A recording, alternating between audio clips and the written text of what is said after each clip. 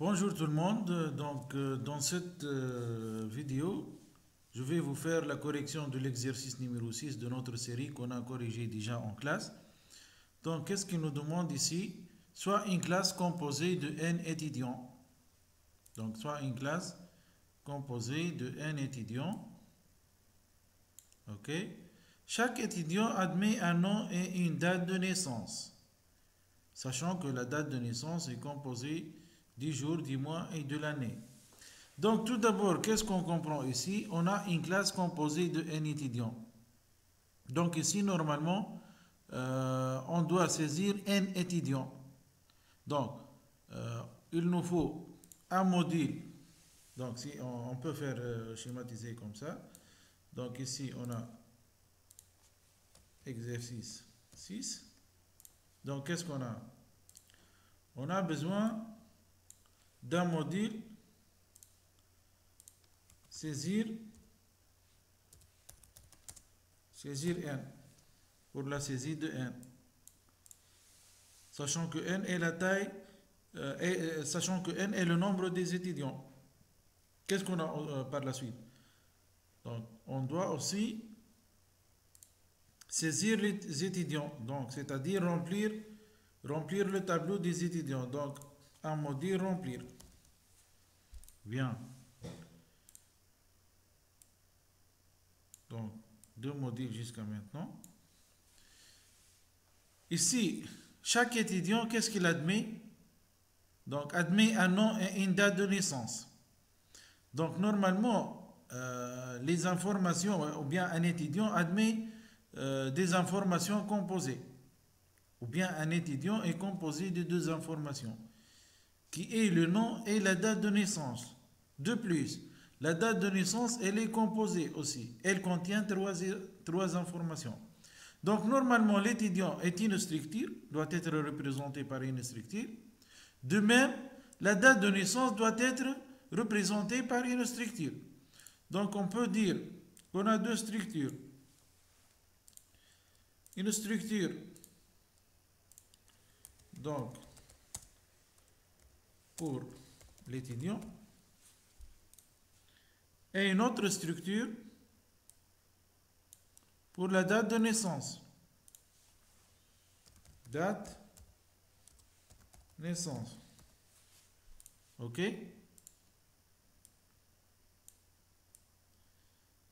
Qu'est-ce qu'on a encore? Donc, on doit saisir le R, on doit remplir notre tableau par les étudiants. Qu'est-ce qu'il nous demande en petit a? Écrire une fonction comparée date. Donc, on a besoin d'une fonction comparée date. Comparer date.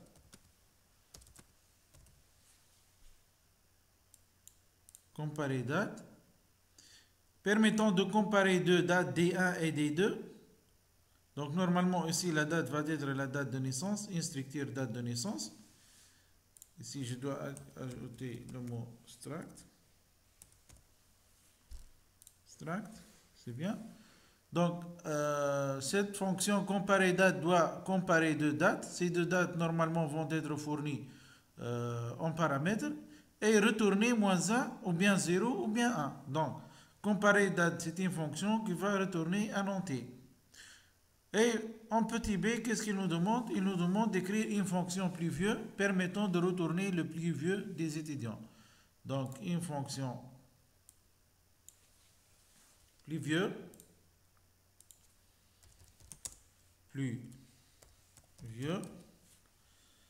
qui permet de retourner le plus vieux des étudiants. Donc ici, qu'est-ce qu'on a? On a combien de modules à faire? 1, 2, 3, 4. OK. Pour le module saisir n, est-ce qu'il s'agit d'une fonction ou bien d'une procédure?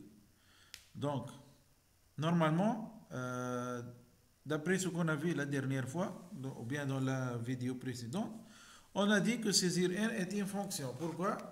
Parce qu'elle doit modifier les valeurs d'une variable locale n, et à la fin, elle doit retourner cette variable à la fonction main. qui va lui faire un appel. Donc, c'est une fonction. De plus, remplir. Est-ce qu'une fonction ou bien pour procédure? Donc, remplir, qu'est-ce qu'elle va faire? Normalement, elle va remplir un tableau par des étudiants. Donc, le tableau va être fourni en paramètres et la fonction, ou bien le module remplir, qu'est-ce qu'il va faire? Il va remplir ce tableau par des étudiants. Donc, initialement, le tableau est vide. Et à la fin de la fonction, à la fin du module remplir, il va être rempli. Donc on a modifié le tableau. Pour cela, on doit fournir, renvoyer, c'est-à-dire le tableau à la fonction main, puisqu'on l'a modifié. Puisqu'on on a modifié ce tableau. Par contre, ici, une remarque que j'ai déjà dit en classe, c'est que le tableau est passé par adresse.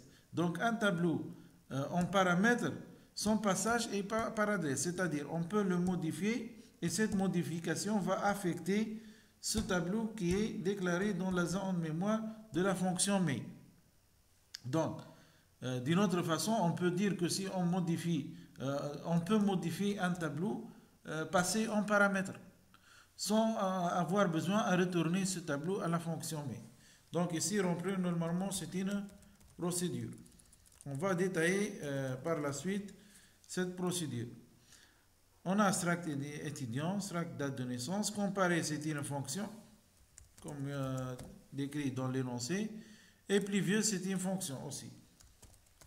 Normalement, plus vieux, c'est une fonction qui va retourner le plus vieux des étudiants, c'est-à-dire un étudiant. Donc, on peut dire,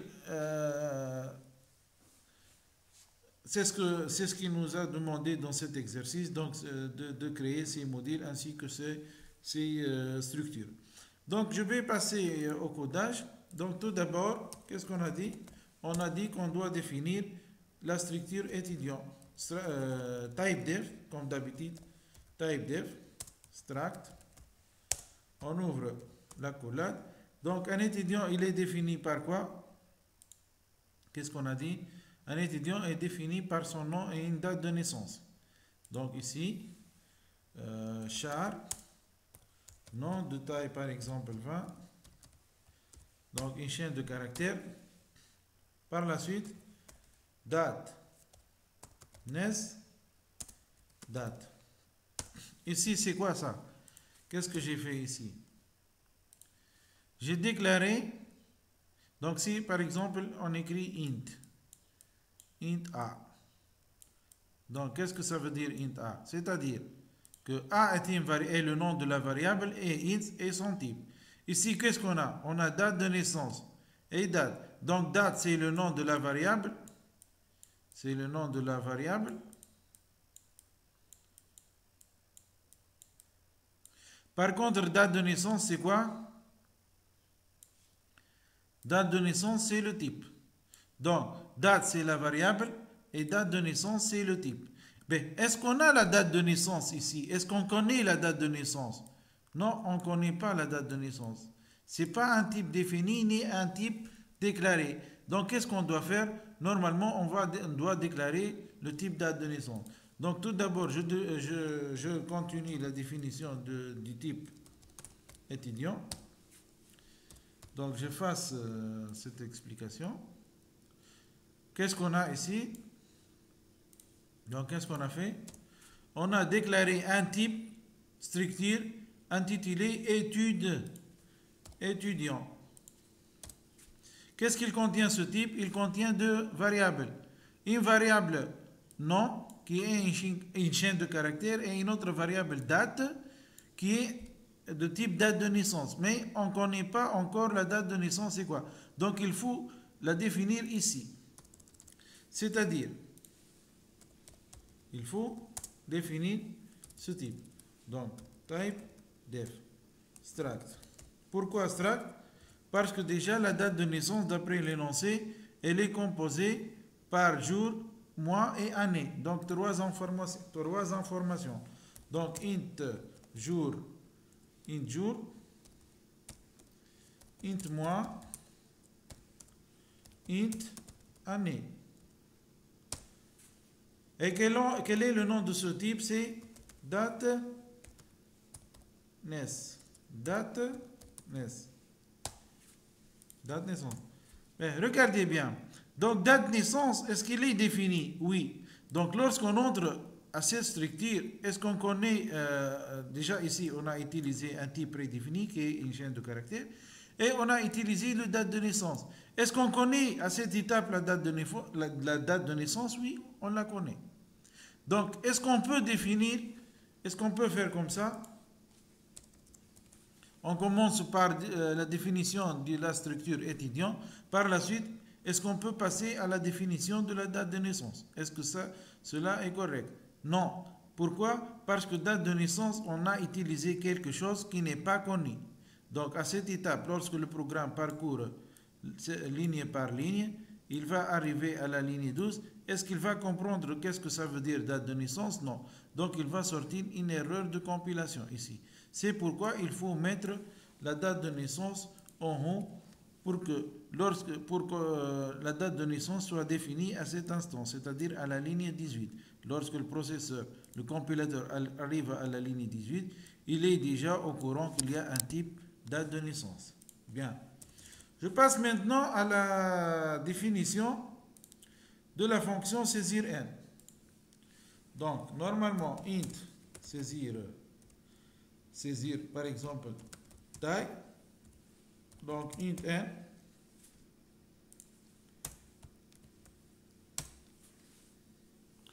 Qu'est-ce qu'elle va faire?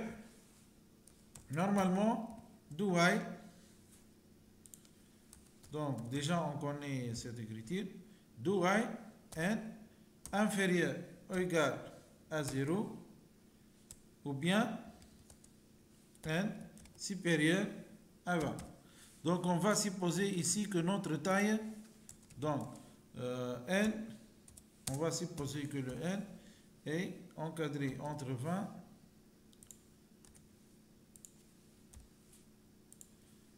et 0. Donc, n doit être inférieur ou égal à 20 et supérieur à 0. Donc, puisque si l'utilisateur nous donne une valeur qui est inférieure ou égale à 0 ou bien une valeur supérieure à 20, il faut faire la demande, refaire la demande d'annoncer. Donc, printf, donner la taille ou bien donner le nombre des étudiants, comme ça, scanf, pourcentage i ou bien pourcentage d, l'adresse de n. Donc, on demande à l'utilisateur de nous donner le nombre des étudiants. Par la suite, on va enregistrer la valeur donnée par l'utilisateur dans n. Et on vérifie si n elle est inférieure à 0 ou bien supérieure à 20, alors on doit répéter ce message. On va réafficher ce message pour donner une autre tentative à l'utilisateur, pour qu'il nous donne une valeur de n entre 0 et 20. Ben, ici, si on va modifier le n, est-ce que le n du programme principal sera affecté? Donc, tout d'abord, je vais mettre la fonction main. Dans le main, normalement, qu'est-ce qu'on va faire? On va déclarer une variable n. Et qu'est-ce qu'on va faire? On va appeler la fonction saisir taille pour modifier la valeur de n. Bien. Est-ce que ce n qui est dans le programme principal, c'est-à-dire qui est dans le main, est-ce qu'il s'agit du même n déclaré ou bien paramètre de la fonction saisir taille? Non. On a dit que les deux espaces de la fonction main et de la fonction saisir taille sont différents. Donc, si on refait le schéma, on peut imaginer notre schéma de cette façon. Donc, cette figure, c'est la mémoire. Ici, on a l'espace mémoire, par exemple, de la fonction saisir taille. Ici, l'espace de la fonction main. Donc, le main admet une variable n et saisir taille admet un paramètre n. Donc, est-ce qu'il s'agit du même n? Non. Donc, si on va faire saisir n comme ça, qu'est-ce qu'on va faire? On va envoyer la valeur de n. On ne va pas envoyer n, mais c'est la valeur de n. Ici, normalement, n, quelle est la valeur de n? Elle est inconnue, mais on va la supposer 0. Donc, cet appel va envoyer la valeur 0 ou bien affecter la valeur 0 à la variable ou bien au paramètre n de la fonction. Par la suite, on va entrer ici. Qu'est-ce qu'il va se passer? On va entrer à une boucle do while, répéter jusqu'à, qui va modifier la valeur de n. Supposons la valeur de n va être égale à 5. Donc, qu'est-ce qu'il va se passer? La variable n, qui présente le paramètre de la fonction saisir n, va être modifiée. Mais est-ce que le n du programme principal est affecté? Non. Donc, il faut renvoyer cette valeur, de la stocker dans l'espace mémoire de la fonction saisir taille vers le n stocké dans l'espace mémoire de la fonction main. Donc, il faut ici ajouter un return. Donc, return quoi? Return n. Puisque cette fonction saisir taille a fait un return n, il faut alors, lors de son appel, il faut récupérer cette valeur. Donc, il faut que le main récupère la valeur retournée par la fonction saisir taille dans une variable. Donc, ici, on a fait n. Donc, tout ça, c'était un petit rappel sur la fonction saisir, dans laquelle on a passé une variable à travers un passage par valeur. Bien. Bien. Je passe maintenant au reste des fonctions. Donc, qu'est-ce qu'on a? On va faire la procédure remplir. Donc, ici, normalement, je vais mettre comme ça, remplir. Remplir, par exemple, tab. Qu'est-ce qu'elle va prendre, remplir tab?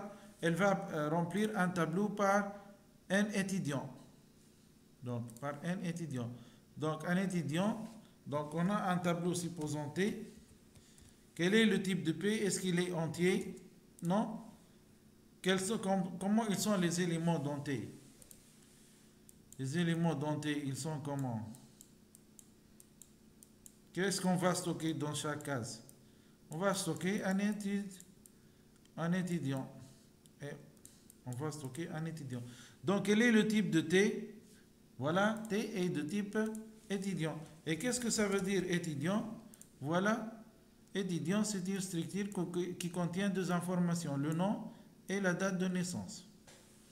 Donc, étudiant, il nous faut aussi passer la taille n. Voilà. Donc, je peux passer au main et je reviens à remplir tab. Donc, normalement, je vais faire remplir tab. Ici, je vais passer un tableau d'étudiant. Donc, il faut le déclarer au niveau de la fonction main. Donc, étudiant T de 30 par exemple. Voilà. Qu'est-ce que je vais faire? Remplir T et N. Voilà. Ici, lorsqu'on fait remplir tab et on passe T, il est passé, ce paramètre T, il est passé par valeur ou bien par adresse? Par adresse. Donc, puisqu'il est passé par adresse, donc on peut le modifier. Puisqu'on peut le modifier, est-ce qu'on a besoin de le retourner? Non. Donc, remplir tab va être une procédure.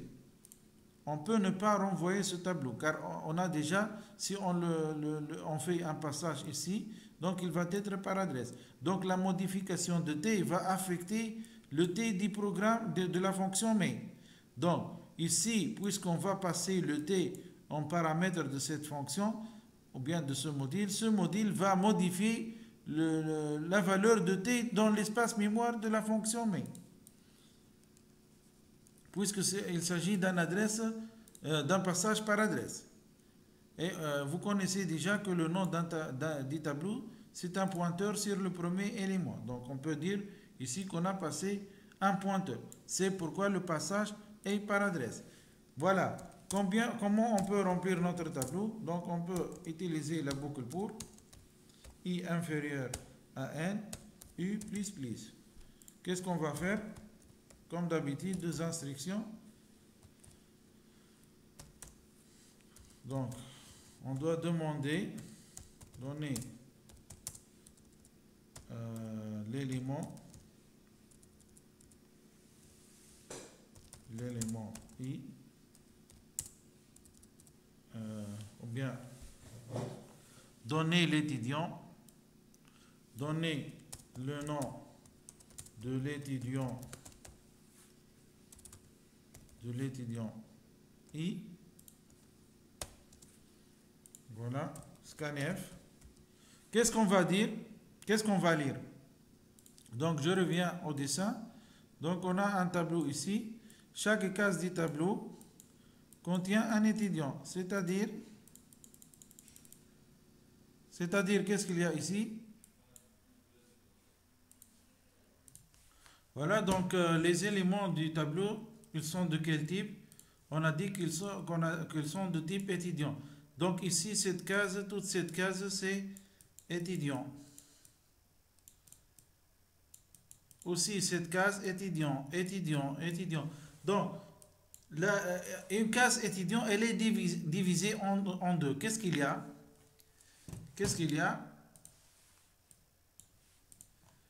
Il y a le nom et la date de naissance.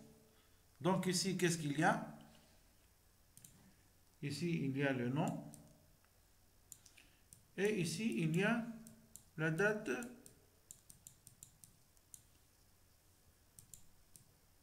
naissance. La date naissance, elle aussi, elle est divisée en trois petites cases qui présentent le jour. La première case, c'est le jour, le mois et l'année. Donc, normalement, lorsqu'on veut remplir une case d'un tableau, ici, qu'est-ce qu'on doit récupérer ou bien qu'est-ce qu'on doit demander? On doit demander le nom et la date de naissance. Pour la date de naissance, il faut demander le jour, le mois et l'année. Donc, en tout, combien de valeurs on va demander? 1, 2, 3, 4. 4 valeurs. Donc, tout d'abord, qu'est-ce qu'on dit? Donner le nom de l'étudiant. On va le stocker où? Donc, pourcentage S, où on va le stocker dans T de I, c'est-à-dire si I est égal, ici I commence par 0. Donc, si I est égal 0, donc T de 0, c'est-à-dire dans cette case, ou exactement ici ou bien ici, normalement ici, dans le nom, donc T de I, point nom. Voilà, par la suite, printf,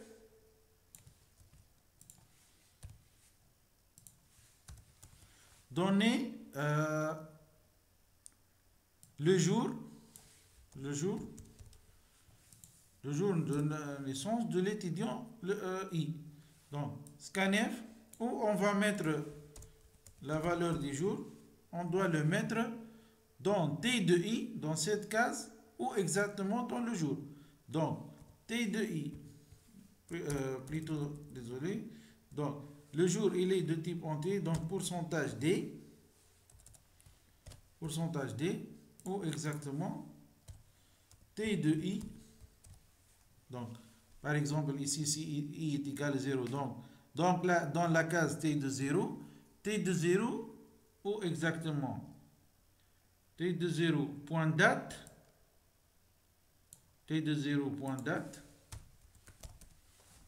donc, dans cette deuxième case, ici, c'est T de 0, point date, ici. Et dans T de 0, point date, elle est composée en trois petites cases. Une case pour le jour, une autre pour le mois, une autre pour l'année. Donc ici, si on a,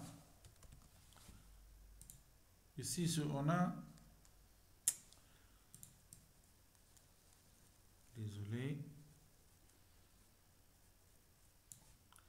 ici on a un tableau comme ça. Donc, toute cette case, c'est quoi? C'est l'étudiant. L'étudiant, il est divisé en deux cases. Ici, le nom. Ici,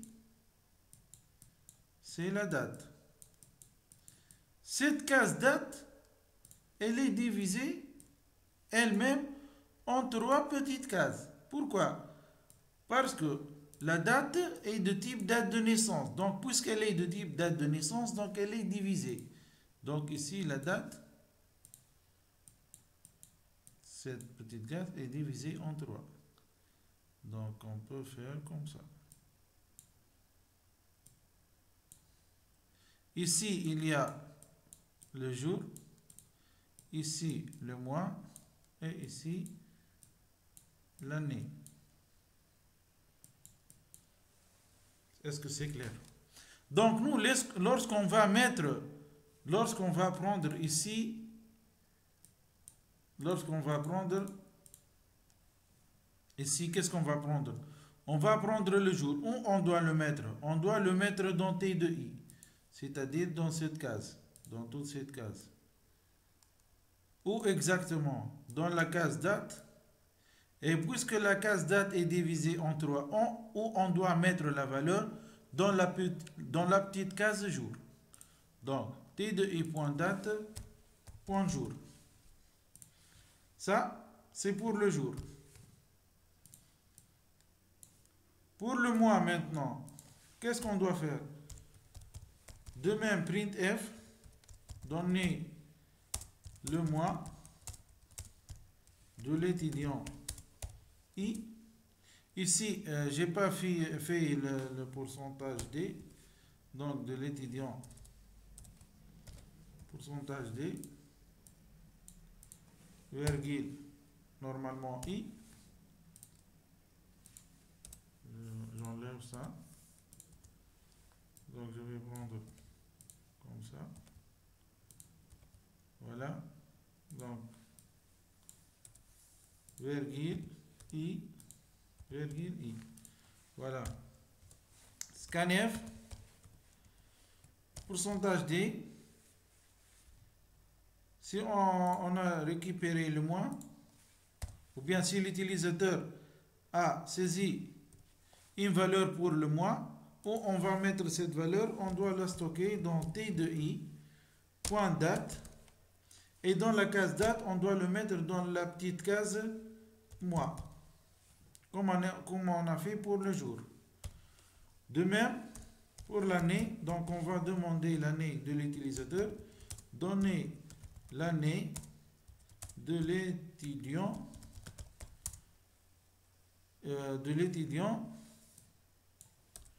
si c'est pas comme ça, de l'étudiant, pourcentage D,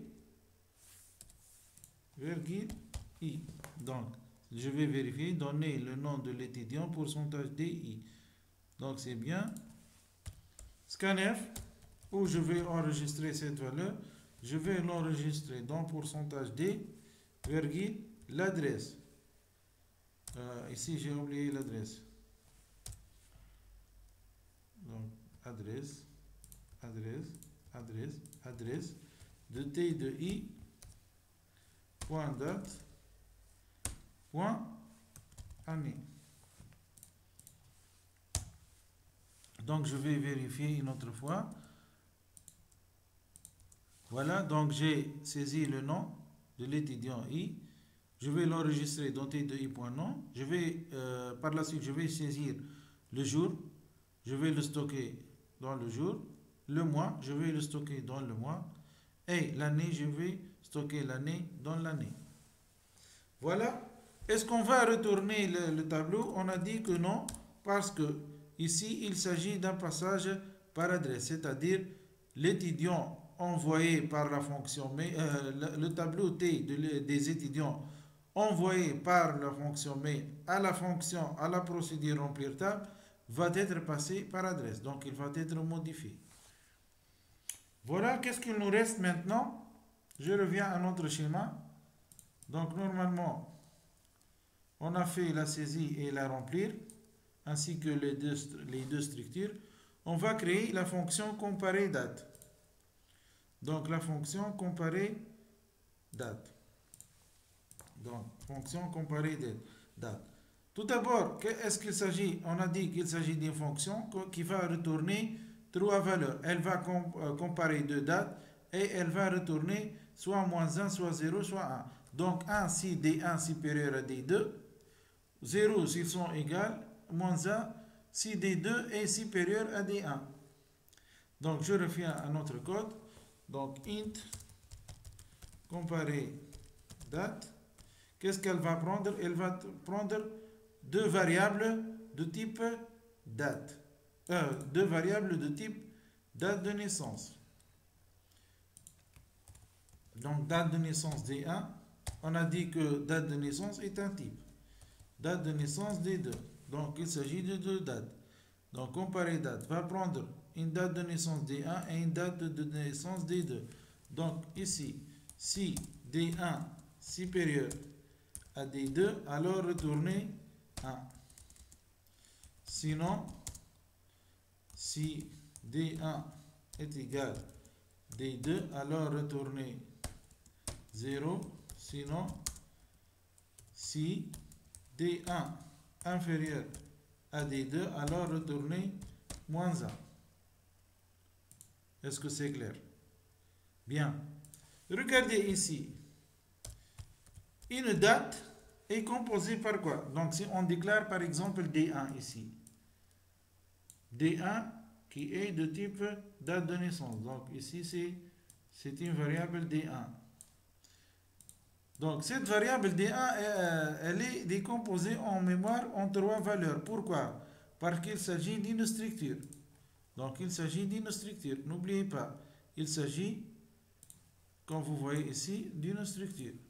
Parce que la structure date de naissance est composée de trois valeurs, qui est le jour, le mois et l'année. Donc, ici, on a normalement jour, ici mois et ici année. Ici, on a une autre date D2. De même, elle va être décomposée en trois valeurs, jour, mois et année. Donc, pour comparer D1 avec D2, qu'est-ce qu'on doit comparer? Quand est-ce que D1 est supérieur à D2? La première chose à voir, c'est l'information année. Donc, si l'année de D1 est supérieure à l'année de D2, alors D1 est supérieur. Sinon, qu'est-ce qu'on va voir? Qu'est-ce qu'on va voir? Qu'est-ce que ça veut dire sinon? C'est-à-dire, l'année de D2 est supérieure à D1. Donc, plutôt, si les années sont égaux, qu'est-ce qu'on va voir? On va voir les mois. Et si les mois sont égaux, qu'est-ce qu'on va voir? On va voir les jours. Est-ce que c'est clair? Donc, il faut commencer par les années. Et si les années sont égaux, on doit voir les mois. Si les mois aussi, de même, ils sont égaux, il faut voir les journées. Donc, qu'est-ce qu'on va utiliser? On va utiliser la structure conditionnelle. If. Donc, if, else. Et dans le else aussi, il y a le if. Donc, revenons à notre fonction. Qu'est-ce qu'on va faire? On peut déclarer ici une variable test de type entier. InTest. InTest. Voilà. Tout d'abord, if D1.année supérieur à D2.année. Donc, qu'est-ce qu'on va faire? Test, normalement test, est égal à 1. Donc, ici, on a D2 supérieur, D1 supérieur à D2. Donc, le test doit prendre la valeur 1. Sinon, else. Qu'est-ce que ça veut dire else? Else, c'est-à-dire l'année de D1 est inférieure ou égale à D2. Inférieur et égal. Mais nous, on va voir. On va traiter le cas dans D1.année. Else if, donc ici if D1.année, qu'est-ce qu'elle a? Inférieur à D2.année. Qu'est-ce qui va se passer dans ce cas? Dans ce cas, test est égal à moins 1. Donc, qu'est-ce qu'on a fait? Donc, on a D1.année est supérieur à D2.année. Dans ce cas, test est égal à moins 1. Sinon, ici, qu'est-ce qu'il y a dans le sinon? Ici, il y a deux cas. Il y a D2. Les deux possibilités sont D2.année inférieur à plutôt D1.année inférieur à D2.année ou D1.année égale D2.année. Donc si on fait le else sans if, donc c'est-à-dire on a les deux cas suivants. Des deux inférieurs ou égales. On peut mettre comme ça. Mais nous, qu'est-ce que nous devons faire? Nous devons prendre cas par cas. Parce que inférieur et égal, ici, si elle est inférieure, donc il faut retourner moins 1. Et si il y a égalité, il faut retourner 0. Donc il faut décomposer cette condition. On va prendre la première. C'est-à-dire, if D1.1 est inférieur, je vais prendre ça. Donc il faut retourner moins 1. Else, qu'est-ce que ça signifie else? Donc D1.1, elle n'est pas supérieure à D2.1. Et D1.1, elle n'est pas inférieure à D2.1. Qu'est-ce qu'il reste? Il reste l'égalité. C'est-à-dire ici, qu'est-ce qu'on a? On a D1.1 égale D2.1. Puisque D1.1, elle n'est pas supérieure à D2.1 et elle n'est pas inférieure à D2.1. Alors, qu'est-ce qu'il reste? Il reste le cas où ils sont égaux. Dans ce cas, qu'est-ce qu'on va faire? Puisque l'année de D1 et l'année de D2 sont égaux, qu'est-ce qu'on doit faire? On doit regarder les mois. Donc, else if. Dans le else, il faut traiter le mois. Donc, if, ici, donc, D1 point mois, qu'est-ce qu'elle a? Supérieur à D2 point mois. Test est égal à 1. C'est-à-dire, ils ont les deux années égaux. Les deux années sont égaux. Par contre, le mois de D1 est supérieur au mois de D2. Donc, le test va être 1, c'est-à-dire la date D1 est supérieure à la date D2. Sinon, qu'est-ce que ça veut dire sinon? C'est-à-dire, on n'a pas trouvé le mois de D1 supérieur à D2, supérieur au mois de D2. Alors, qu'est-ce qu'il y a? La possibilité qu'il reste? Il reste que D1, elle est inférieure ou égale à D2. Donc, il y a le cas où où le mois est inférieur et il y a l'autre cas où le mois il est égal. Donc, il faut prendre cas par cas. Donc, if, on va prendre le cas où D1.1 mois inférieur à D2 mois. Dans ce cas, qu'est-ce qu'on doit faire? Le test va être égal à moins 1. C'est-à-dire D2 a gagné. D2, le mois de D2 est supérieur au mois de D1. Alors le test est égal à moins 1, c'est-à-dire le D2, la date D2, qu'est-ce qu'elle a? La date D2, elle est supérieure à la date D1. Sinon, qu'est-ce que ça veut dire sinon? N'oubliez pas ici que le sinon, on est arrivé à ce else que lorsque les deux années sont égaux, et les mois sont égaux. Donc les mois sont égaux. Alors qu'est-ce qu'on doit faire? On doit voir les jours. Donc à cette étape, si on arrive ici, cela signifie que les années sont égaux et les mois sont égaux. Il faut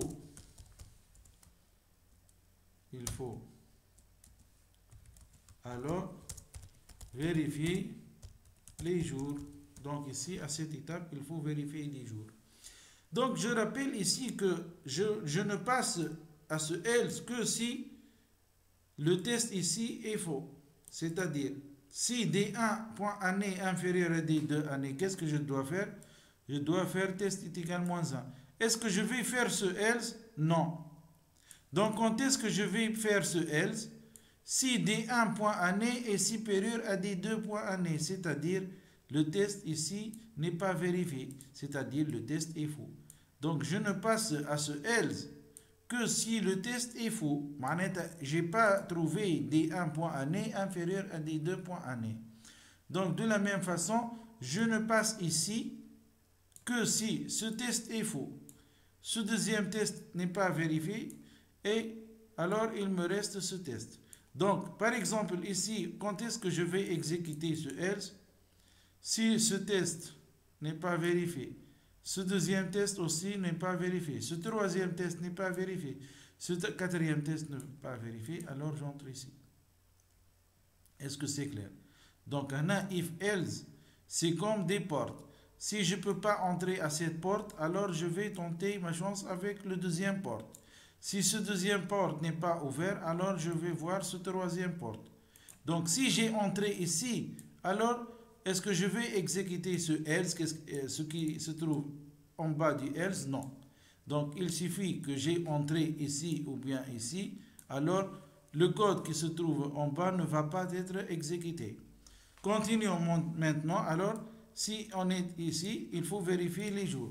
Donc, if D1.jour supérieur à D2.jour, qu'est-ce qu'il va se passer? Test est égal à 1. Pourquoi? Parce que si on est arrivé à ce niveau et on a trouvé que D1.jour est supérieur à D2.jour, alors D1 est supérieur à D2. Pourquoi? Parce que D1.année et D2.année sont égaux. D1.mois et D2.mois sont égaux. Donc, mais pour les jours, D1.jour est supérieur à D2.jour, donc le test est égal à 1. Maintenant, les deux dates sont égaux au niveau de l'année et au niveau de mois. Par contre, au niveau de jour, D1 a gagné. Donc le test va être égal à 1. Sinon, c'est-à-dire else, pourquoi else? On n'a pas trouvé D1.jour est supérieur à D2.jour. Donc quelles sont les possibilités qui nous restent? Il nous reste ces deux possibilités. D1, soit D1.jour il est inférieur à D2.jour, ou bien D1.jour il va être égal à D2.jour. Donc on va prendre la première. If D1.jour est inférieur à D2.jour. Dans ce cas, qu'est-ce qu'il va se passer? Test est égal à moins 1. Else, donc, D1.jour, elle n'est pas supérieure à D2.jour. Et D1.jour, elle n'est pas inférieure à D2.jour. Qu'est-ce qu'il nous reste? Ici, il y a une condition implicite, c'est que D1.jour est égal à D2.jour. Dans ce cas, le test va être égal à 0.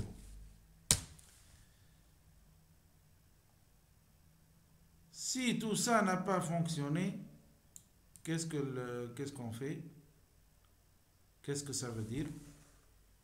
Donc plutôt on a pris la valeur de 1, on a les valeurs dans les cas où test est égal à 1, on a les cas où test est égal à moins 1 et on a un seul test où on a une seule possibilité où test est égal à 0.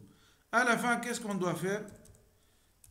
Si on a terminé, donc regardez, tout ce code appartient à ce else. Tout ce code appartient à ce else. Donc, if else. If else. À la fin, qu'est-ce qu'on doit faire? On doit faire return test. Et je retourne au code. Donc, if test est égal à 1, else, tout ce code. Tout ce code appartient à ce else. Voilà, donc return test. Quel est le type de test? Test est de type entier. Donc là, la fonction comparer date doit être de type entier. Donc comment on va faire l'appel? Normalement ici, on doit déclarer une variable test comparaison. Ou bien test comparaison. C'est mieux. Donc, comparaison, qu'est-ce qu'elle va prendre? Comparaison va prendre la valeur retournée par la fonction comparer date. Donc, comparer date. Comme ça, une date D1, normalement, D1 et D2. Normalement, deux dates. Ici, on doit déclarer deux dates. Mais ici, on ne va pas l'utiliser comme ça, parce que par la suite, qu'est-ce qu'on a? On va utiliser une fonction pluvieux. Quel est le rôle de cette fonction pluvieux? Elle permet de retourner le plus vieux des étudiants. Voilà, donc je vais définir la fonction plus vieux.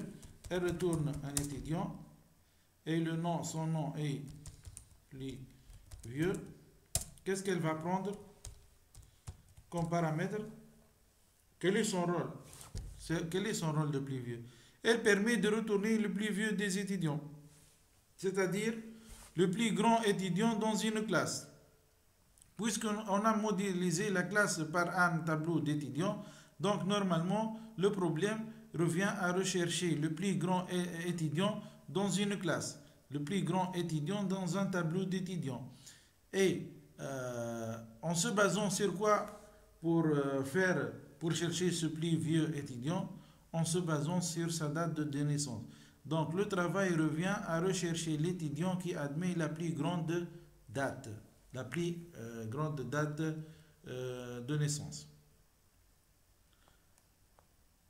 Bien. Donc ici, normalement, le plus vieux, c'est que sa date de naissance, elle est l'inférieure. Ce n'est pas la plus grande. Parce que normalement, pour les dates de naissance, le plus grand est celui qui admet la date la plus inférieure, la minimale date. Donc, qu'est-ce qu'on va faire? Normalement, on va travailler sur un tableau d'étudiants et une taille n. Donc, qu'est-ce qu'on va faire? Comment on va faire ce travail? Donc, je rappelle ici qu'il faut chercher, on doit chercher l'étudiant dont T qui admet la date min. Donc normalement vous avez déjà vu ce type d'algorithme. Donc ça revient à algorithme. C'est un algorithme de recherche du minimum.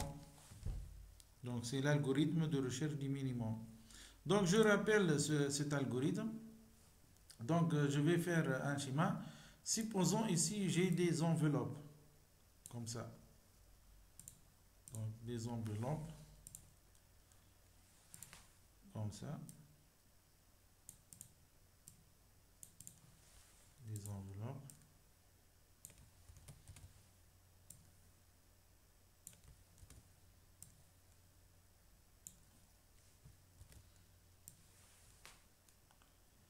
Et dans ces enveloppes, j'ai des valeurs.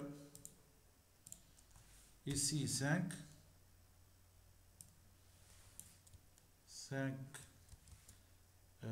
2, 7 et 1. Et vous ne voyez pas ces valeurs, c'est-à-dire ces valeurs sont cachées dans les enveloppes. Donc je vous demande de me chercher la valeur, la minimale valeur dans ces enveloppes. Donc quelle est la valeur min contenue dans ces enveloppes? Donc normalement, qu'est-ce que vous allez faire? Vous allez commencer par le premier enveloppe.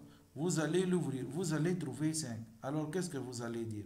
Vous allez dire normalement le min est égal à 5.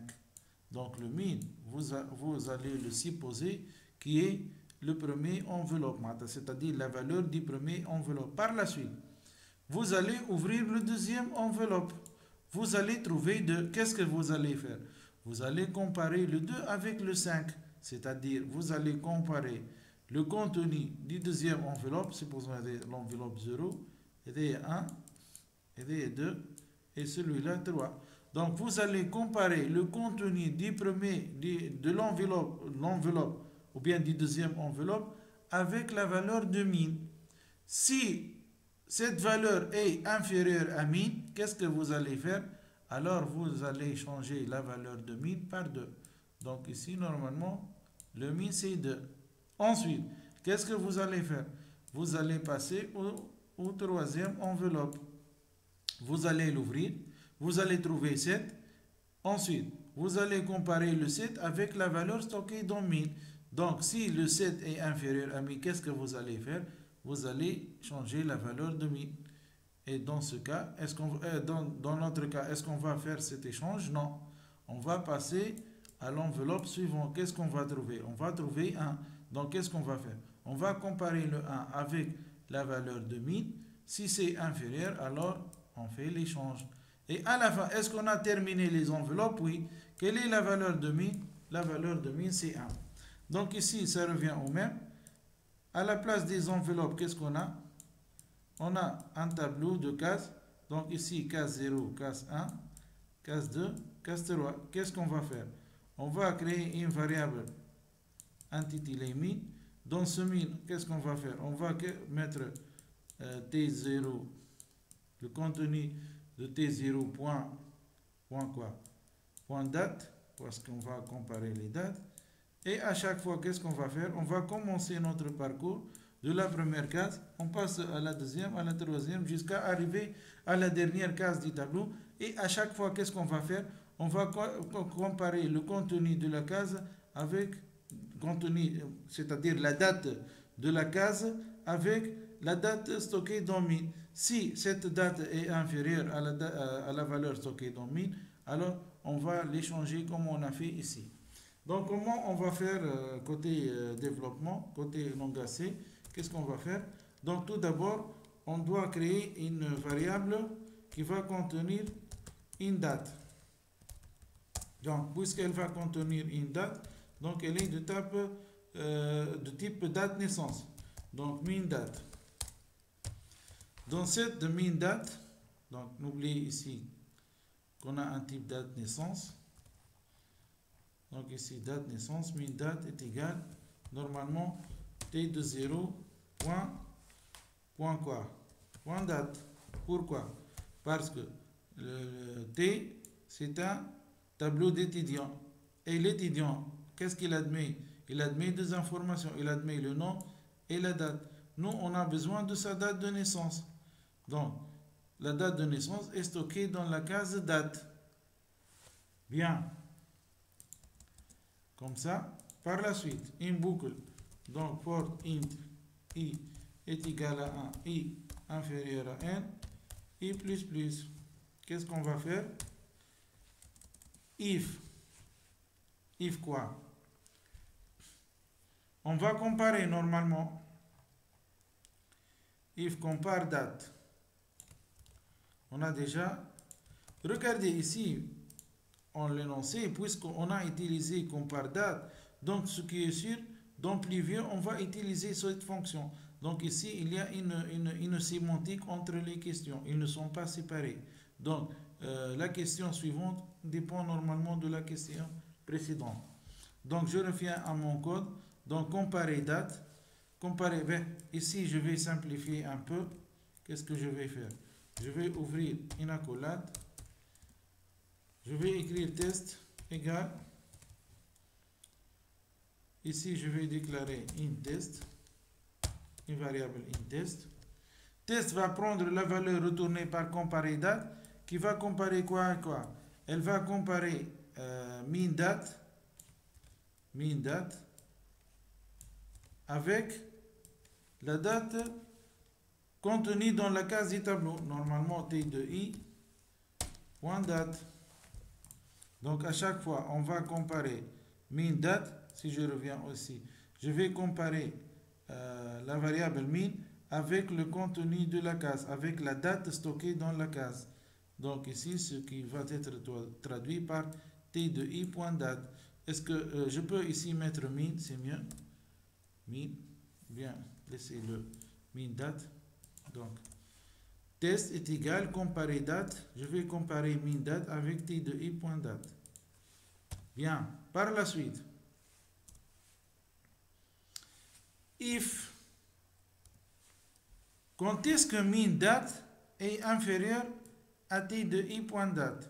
Quand est-ce que, c'est-à-dire la deuxième date, quand est-ce que D1 qui représente, D1 représente min date? Regardez ici. Dans la fonction comparer, qu'est-ce qu'on a fait? On a fait comparer D1 avec D2. Quand est-ce que comparer D1 avec D2 va, quand est-ce que plutôt D2, ou bien quand est-ce que D1 est inférieur,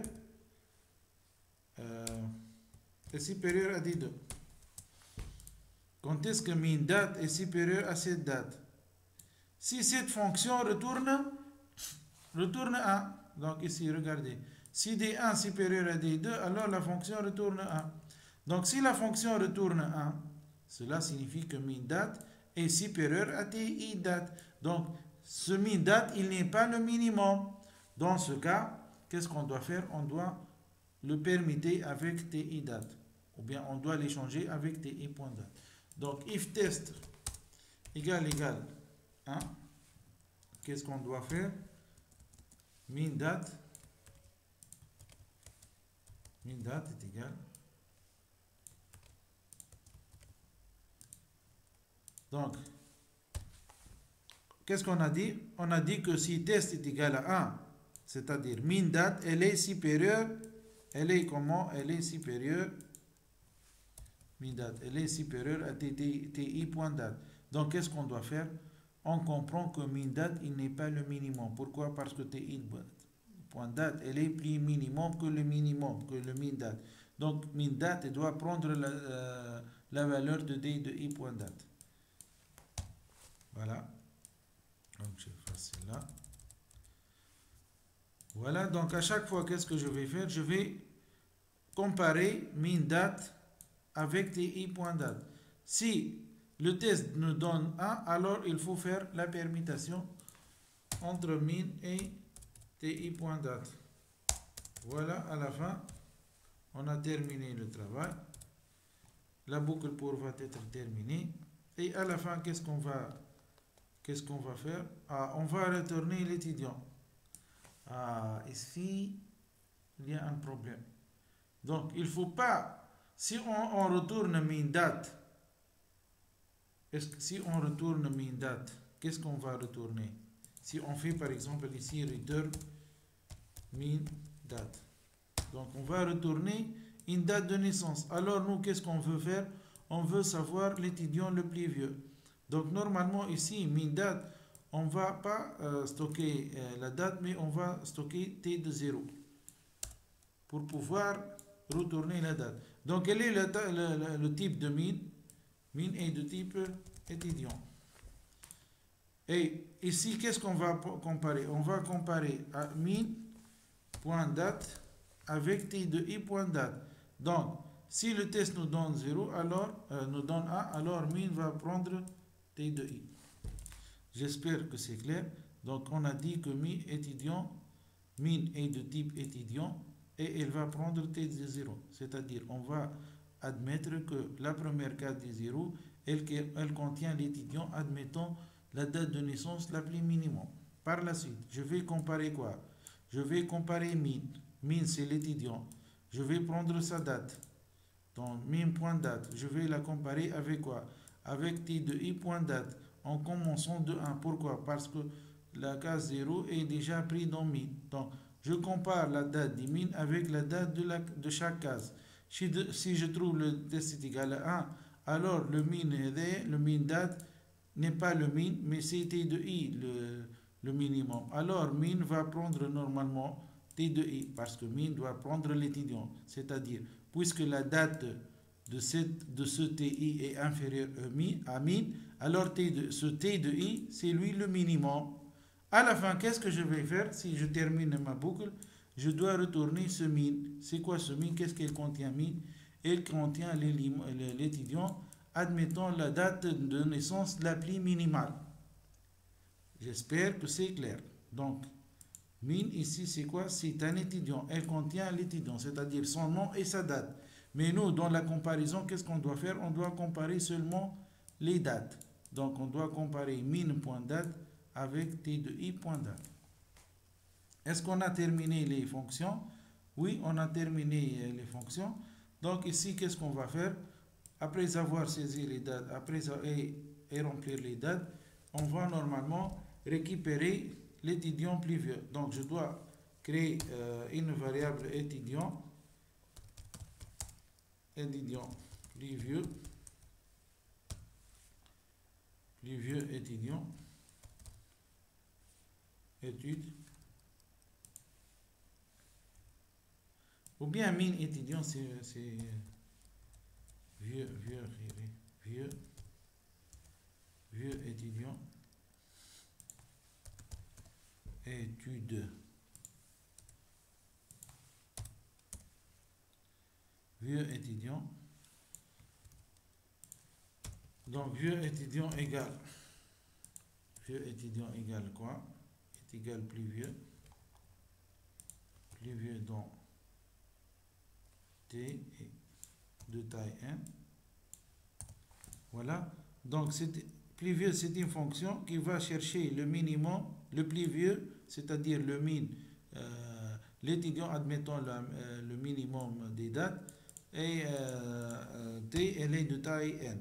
Donc après avoir fait le parcours, elle va nous retourner un étudiant. On va stocker cet étudiant dans la variable vieux étudiant qui est de type étudiant.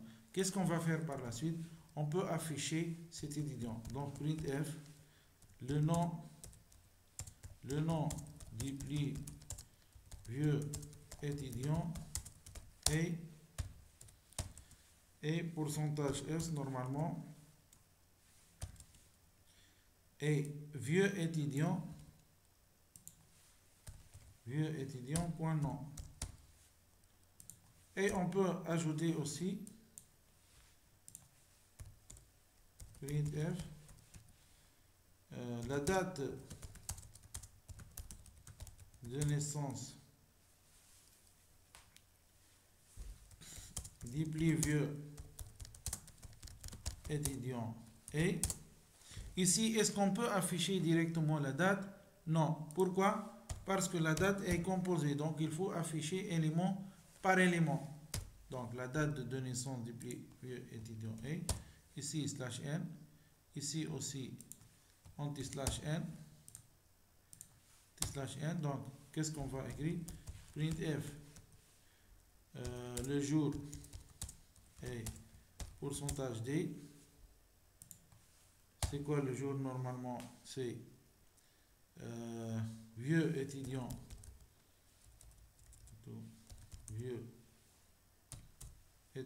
point normalement jour point date point jour.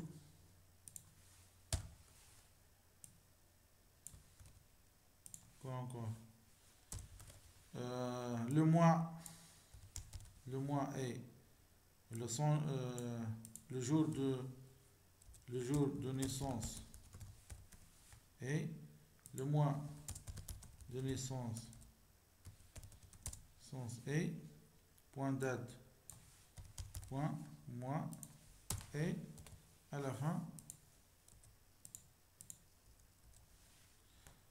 l'année de naissance et pourcentage D, et de naissance et pourcentage D, vieux étudiant point date point année. Voilà, normalement comme ça c'est bon. Donc est-ce qu'on a un problème ici?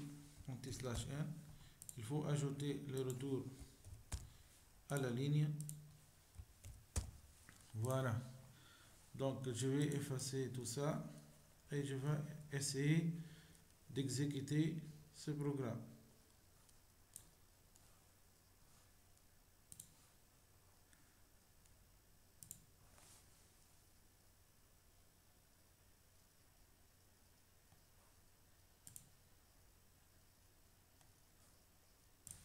Donc on va faire l'exécution de notre programme.